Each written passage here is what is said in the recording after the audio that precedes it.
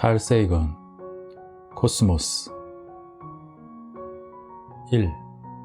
코스모스의 바닷가에서. 맨 처음에 창조된 사람들은 흉악한 웃음의 마법사, 밤의 마법사, 야만인, 어둠의 마법사라는 이름으로 불렸다. 그들은 지혜를 부여받았기에 세상의 모든 것을 알아챌 수 있었다. 이들이 눈을 떠 세상을 둘러보자 그 즉시 모든 것을 인지하였으며 거대한 천구와 땅의 둥그런 얼굴도 모두 알아보았다. 그러자 창조주께서 입을 여셨다. 저들은 전지하구나. 이제 저들을 어찌하면 좋단 말이냐. 저들의 눈길이 가까운 곳에만 이르게끔 하고 땅의 얼굴도 조금씩밖에 보이지 못하게 하리라. 저들은 우리 손에서 나온 한갓 피조물이 아니던가. 저들마저 신이 된 데서야 어디 말이 되겠는가. 귀체 마야의 성전 포볼부호. 네가 넓은 땅 위를 구석구석 살펴 알아보지 못한 것이 없거든 어서 말해보아라. 빛의 전당으로 가는 길은 어디냐? 어둠이 도사리고 있는 곳은 어디냐? 욥기. 나의 위엄을 찾을 곳은 우주가 아닙니다. 그곳은 내 사고의 제어 기제에서 찾아져야 합니다. 내가 세상들을 차지했다면 더 가질 것이 없습니다. 우주는 공간을 온통 둘러싸서 나를 원자알갱이 하나 삼키듯이 먹어버립니다. 나는 생각함으로써 세상을 이해합니다. 블레즈 파스칼, 팡세. 알은 한정되어 있지만 무지에는 끝이 없다. 지성에 관한 한 우리의 설명이 불가능한 끝없는 무지의 바다 한가운데 떠있는 작은 섬에 불과하다. 세대가 바뀔 때마다 그 섬을 조금씩이라도 넓혀 나가는 것이 인간의 의무이다. 토머스 헉슬리, 1887년. 코스모스는 과거에도 있었고 현재에도 있으며 미래에도 있을 그 모든 것이다. 코스모스를 정관하노라면 깊은 울림을 가슴으로 느낄 수 있다. 나는 그때마다 등골이 오싹해지고 목소리가 가늘게 떨리며 아득히 높은 데서 어렴풋한 기억의 심연으로 떨어지는 듯한 아주 묘한 느낌에 사로잡히고는 한다. 코스모스를 정관한다는 것이 미지 중 미지의 세계와 마주함이기 때문이다.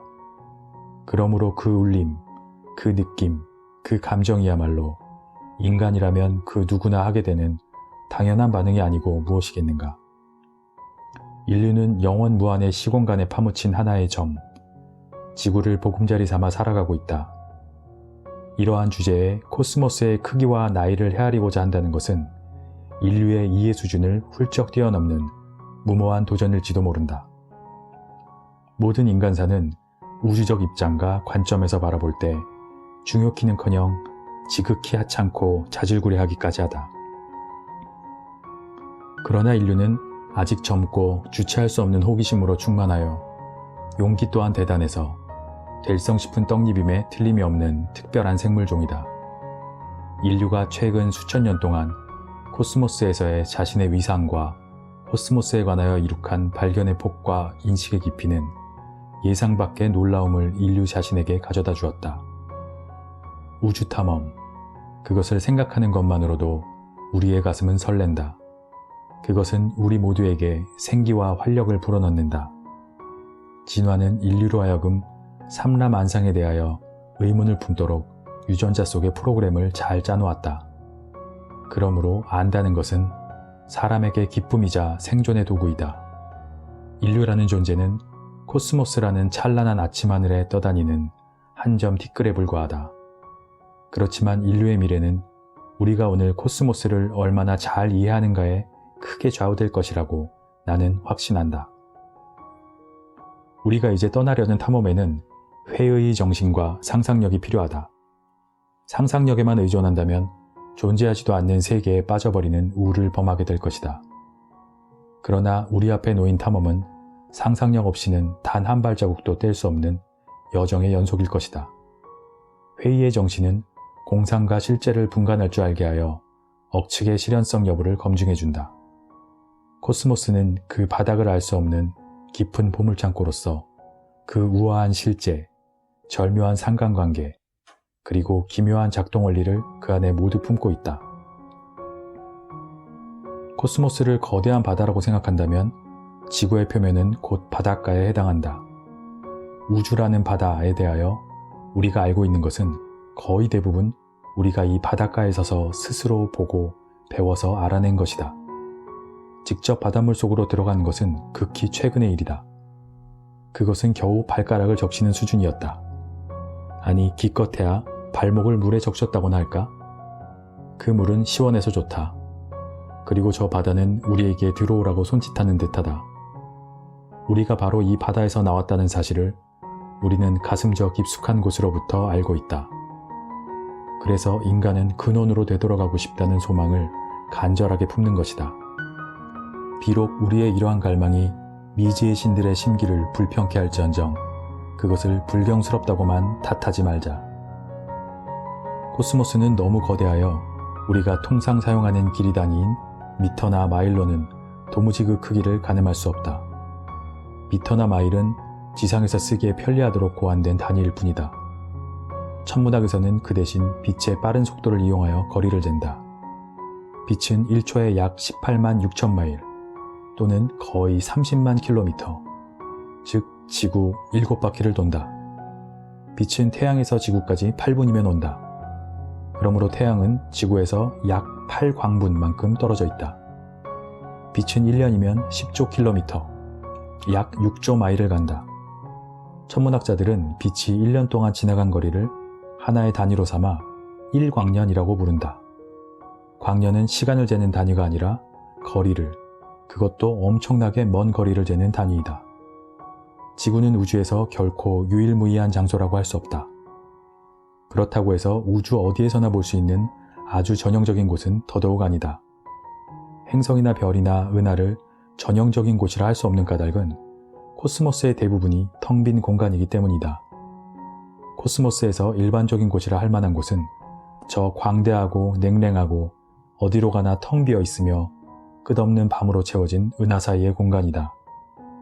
그 공간은 참으로 괴이하고 외로운 곳이라서 그곳에 있는 행성과 별과 은하들이 가슴 시리도록 귀하고 아름다워 보인다.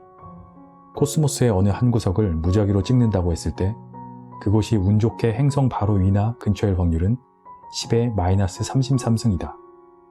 우리가 살면서 일어날 확률이 그렇게 낮은 일이 일어나는 것을 본다면 우리는 그 일에 매혹될 수밖에 없을 것이다.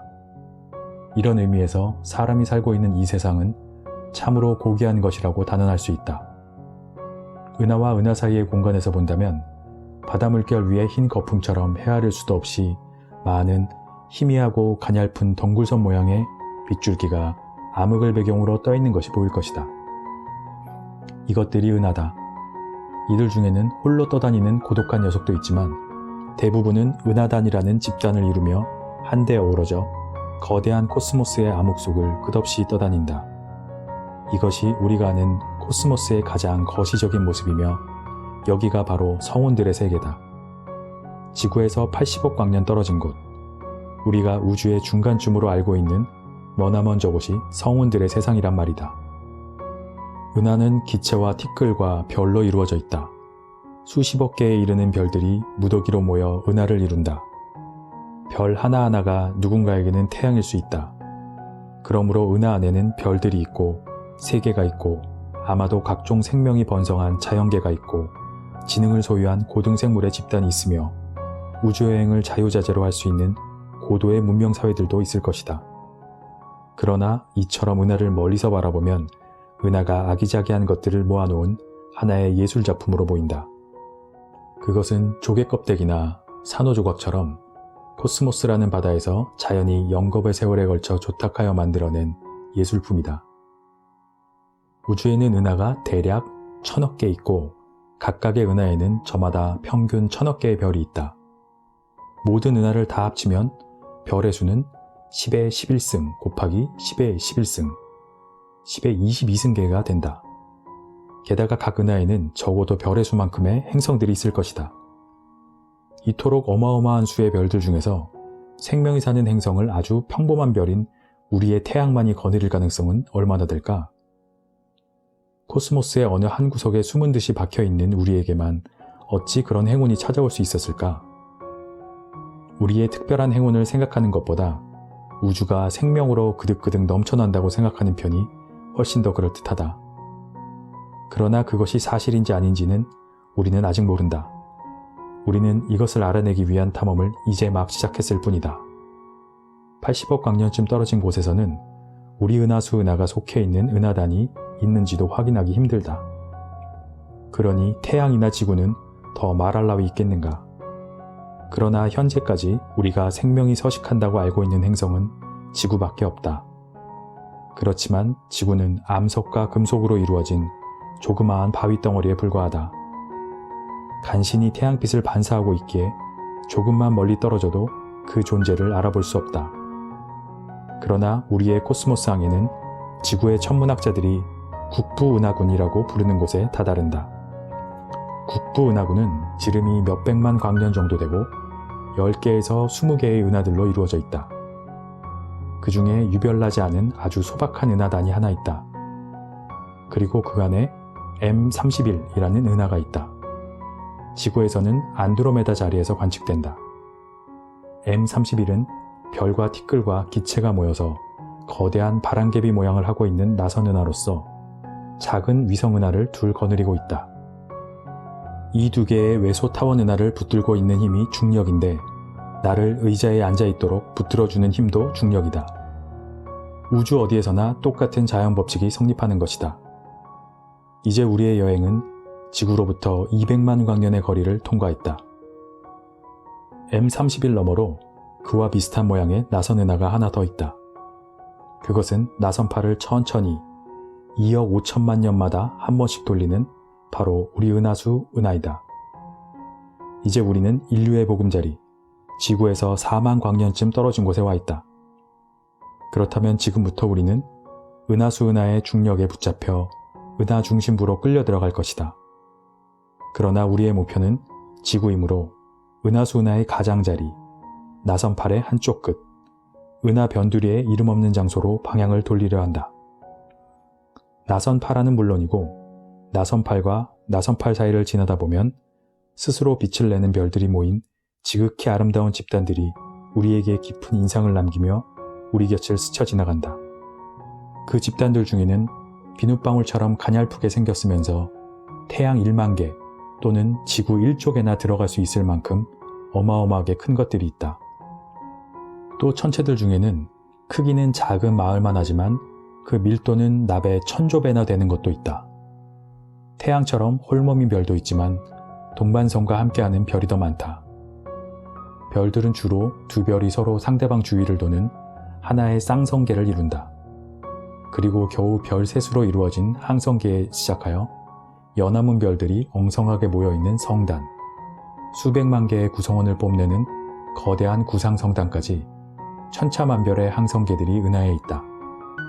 쌍성계들 중에는 두 구성별이 맞닿을 정도로 가까워 상대방 별의 물질을 서로 주고받는 근접 쌍성계들도 있다. 대부분의 쌍성계에서는 두 별이 태양과 목성 정도의 거리를 두고 서로 멀리 떨어져 있다. 초신성같이 저 혼자 내는 빛이 은하 전체가 내는 빛과 맞먹을 만큼 밝은 천체가 있는가 하면 블랙홀과 같이 겨우 몇 킬로미터만 떨어져도 보이지 않는 어두운 별이 있다. 밝기만 보더라도 일정한 빛을 내는 별이 있는가 하면 불규칙하게 가물거리는 별이 있고 틀림없는 주기로 깜빡이는 별도 있다. 우아하고 장중하게 자전하는 별이 있는 반면 팽이같이 지나치게 빨리 돌다가 제 형체마저 찌부러뜨린 별도 있다. 대개의 별들은 가시광선과 적외선을 내지만 어떤 별은 하도 뜨거워서 X선이나 전파를 내기도 한다. 푸른색의 별은 뜨거운 젊은 별이고 노란색의 별은 평범한 중년기의 별이다. 붉은 별은 나이가 들어 죽어가는 별이며 작고 하얀 별이나 검은 별은 아예 죽음의 문턱에 이른 별이다. 이렇게 다양한 성격의 별들이 우리 은하 안에 4천억 개 정도 있다. 이 별들이 복잡하면서도 질서정연하고 우아한 법칙에 따라 움직인다. 이 많은 별들 중에서 지구인들이 가까이 알고 지내는 별은 적어도 아직까지는 태양 하나뿐이다. 항성계들은 이웃 항성계와 수억 년의 거리를 사이에 둔 채로 격리돼 있다. 그러므로 그들 하나하나가 우주의 외딴 섬인 셈이다. 이렇게 셀 수도 없을 정도로 많은 섬들 중에는 진화 단계에서 지성을 갖추게 된 생물들이 태어난 것도 있을 것이다. 그들은 저마다 제가 살고 있는 알량한 행성이나 변변치 못한 별 연합문계가 이 세상의 전부인 줄 알 것이다. 인류는 지구에 고립된 채로 성장해 왔으나 이제는 서서히 그것도 제 스스로 코스모스를 이해하기 시작했다. 그런 별 중에는 수백만 개의 크고 작은 암석 조각으로만 둘러싸인 별들도 있을 것이다. 이 돌덩이들은 진화를 못한 초기 단계의 행성계이다. 그리고 어쩌면 우리 태양계와 비슷한 행성계를 갖춘 별들도 있을 것이다. 그 행성계의 외곽에는 고리를 걸치고 얼음 위성을 거느린 거대한 기체 행성들이 있고 가운데로 갈수록 더 작고 따뜻하며 푸른 하늘과 흰 구름을 가진 세계들이 있을지도 모른다. 그런 행성들 중 하나에서 지적 생물이 진화해 행성 표면을 대규모로 개조하고 있을지 모른다. 그들은 코스모스에 사는 우리의 형제여 자매이다. 그들은 지구의 인류와 어떻게 다를까? 겉모습은 어떻고 신체의 생화학적 메커니즘, 신경생리학적 구조, 역사, 정치, 과학, 기술, 예술, 음악, 종교, 철학은 어떠할까? 언젠가 우리는 저들을 알게 될 것이다.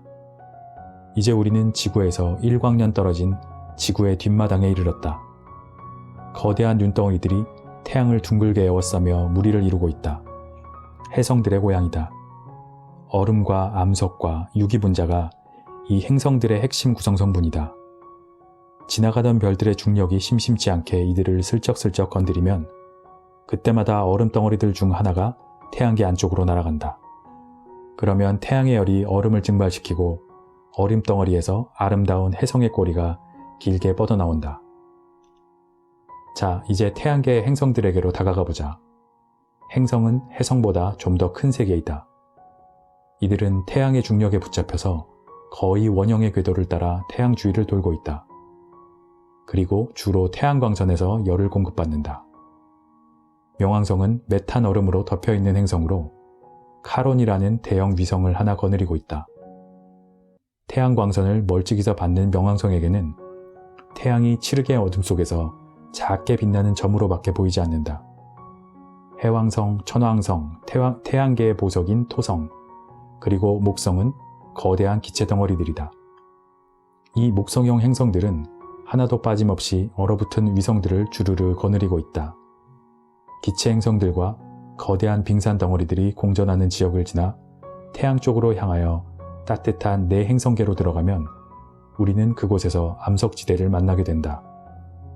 예를 들어 붉은 화성에서는 화산이 솟아오르고 깊은 협곡이 입을 쩍쩍 벌리며 어마어마한 규모의 모래폭풍이 행성 전체를 휘감는다. 어쩌면 화성에는 아주 단순한 생물이 있을지도 모른다.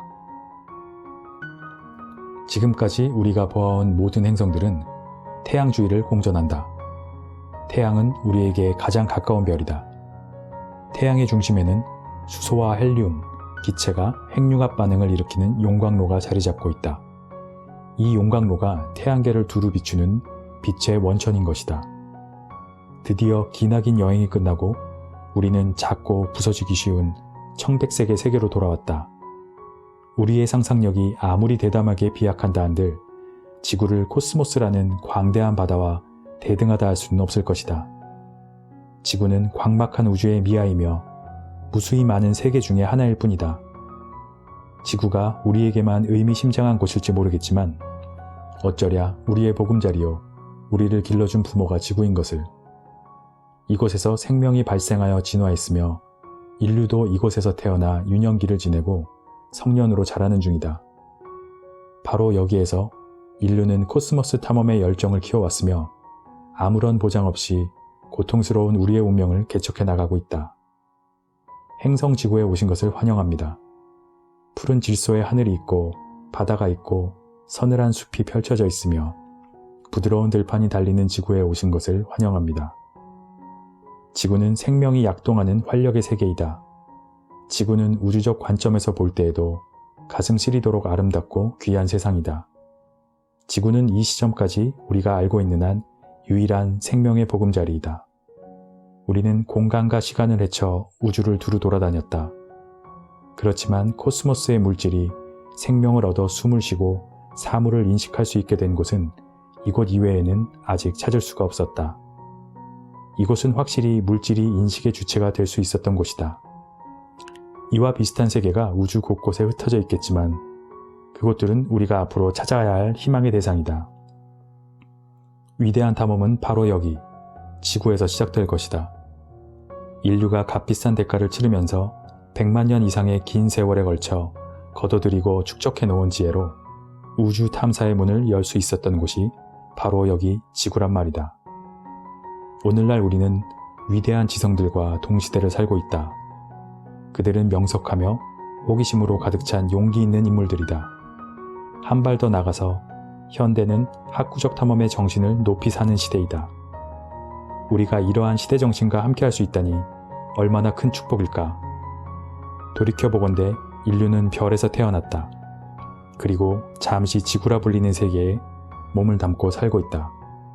그러나 이제 자신의 원초적 고향으로 돌아가고 싶어 감히 그 기나긴 여정에 첫 발을 내딛고자 하는 것이다. 인류 문명사에서 중요한 것들은 대체로 고대 근동 지역에서 발견되고 만들어졌다.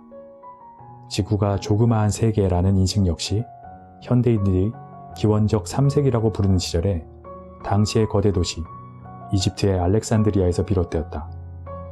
그 무렵 알렉산드리아에는 에라토스테네스라는 인물이 살고 있었다. 그를 시기하고 경쟁의 상대로 여겼던 어떤 사람은 그를 베타라고 불렀다고 한다. 베타는 알다시피 그리스어 알파벳의 두 번째 글자이다. 에라토스테네스는 무슨 일을 하든 그 분야에서 여지없이 세계에서 둘째가는 사람이기 때문에 베타라는 이름으로 불렀다는 것이다. 그러나 에라토스테네스가 손을 댄 거의 모든 분야에서 그는 베타가 아니라 아주 확실한 알파였다. 에라토스테네스는 천문학자이자 역사학자, 지리학자, 철학자, 시인, 연극평론가였다. 그리고 수학자였다. 천문학에서 시작하여 고통으로부터의 자유까지 그가 쓴 책의 제목만 보아도 그의 관심이 광범위하고 다양했음을 알 수 있다. 그는 또한 유명한 알렉산드리아 도서관을 책임진 도서관장이었다. 어느 날 거기서 그는 파피루스 책에 다음과 같은 내용이 적혀 있는 것을 보았다.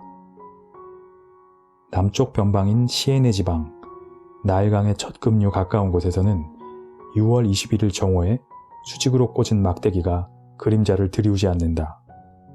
1년 중 낮이 가장 긴 하진 날에는 한낮에 가까이 갈수록 사원의 기둥들이 들이우는 그림자가 점점 짧아졌고 정오가 되면 아예 없어졌으며 그때 깊은 우물 속 수면 위로 태양이 비쳐 보인다고 쓰여 있었다. 태양이 머리 바로 위에 있다는 뜻이었다.